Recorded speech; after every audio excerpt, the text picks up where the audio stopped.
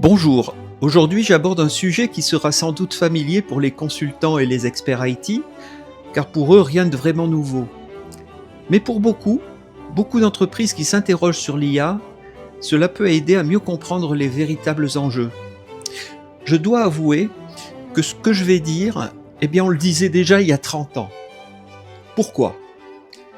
Parce que toute transformation informatique d'envergure dans une entreprise pose, hier comme aujourd'hui, deux questions essentielles. La première est la plus visible. Quel outil, quelle solution choisir ? Ce choix dépend surtout des objectifs, des données, de la culture d'entreprise et du niveau de souveraineté souhaité. Par exemple, le choix d'un LLM entre version propriétaire plus simple et version open source plus contrôlable. Mais la question la plus importante est ailleurs. Votre entreprise est-elle vraiment prête à accueillir l'IA ? La réponse à cette question repose sur trois axes fondamentaux. 1. Les données. 2. Les processus. 3. La gouvernance. Et l'IA ne fait pas exception. Aujourd'hui, déployer une architecture peut se faire en quelques heures. La technologie n'est plus un frein.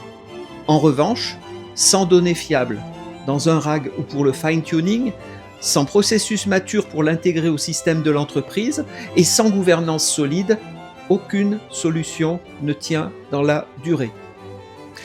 Le succès d'une stratégie IA, ou son échec, se joue en grande partie sur trois fondamentaux. Les données. Les données, c'est la nourriture de l'IA. L'IA ne fonctionne pas à l'intuition. Elle fonctionne avec des données structurées, fiables et accessibles. Or, dans de nombreuses organisations, la réalité n'est pas aussi simple.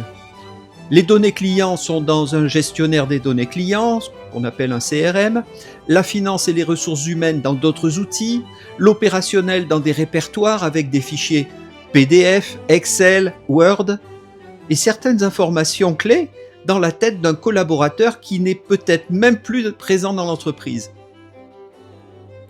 Prenons l'exemple concernant un processus de prévision des ventes. Vous voulez utiliser l'IA pour anticiper les ventes, mais les remises ne sont pas toujours enregistrées, les retours produits arrivent en retard, les ruptures de stock ne sont même pas historisées, les campagnes marketing ne sont pas reliées aux ventes. Bref, l'IA va détecter des schémas qui ne sont parfois que des erreurs de saisie ou des effets temporaires.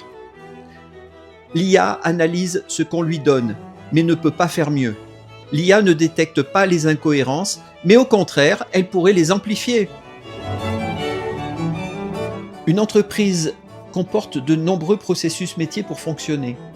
Mais ces processus peuvent être trop manuels, noyés dans la hiérarchie, mal documentés, mal formalisés. Alors, l'IA ne peut rien en tirer. Une IA performante exige des workflows propres, simples, lisibles.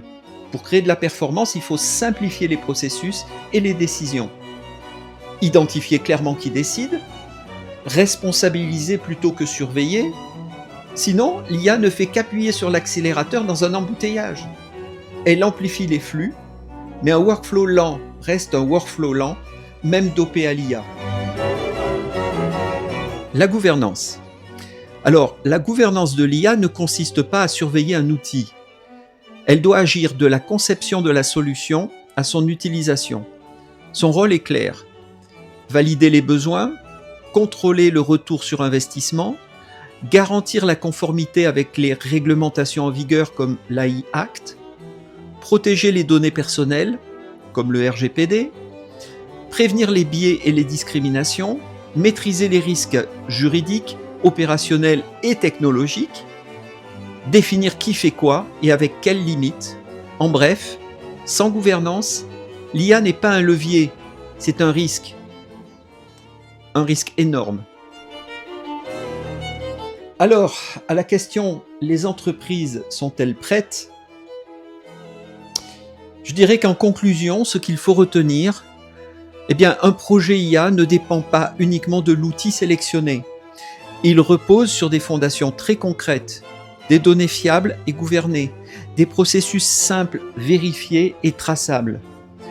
Une gouvernance transversale couvrant tous les risques juridiques, réputationnels, technologiques, cybersécurité, opérationnels.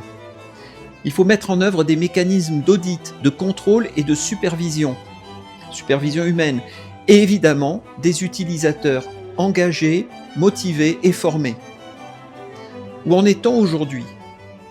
La plupart des organisations sont en pleine transition. Elles brainstorment, observent la concurrence, testent, apprennent, ajustent et réalisent souvent que l'IA n'est pas un outil à installer, mais bien une organisation à transformer. Au fond, rien de nouveau sous le soleil. Les fondamentaux restent les fondamentaux. Restez avec nous pour explorer ce voyage incroyable. N'oubliez pas de vous abonner et de liker la vidéo si ce sujet vous passionne.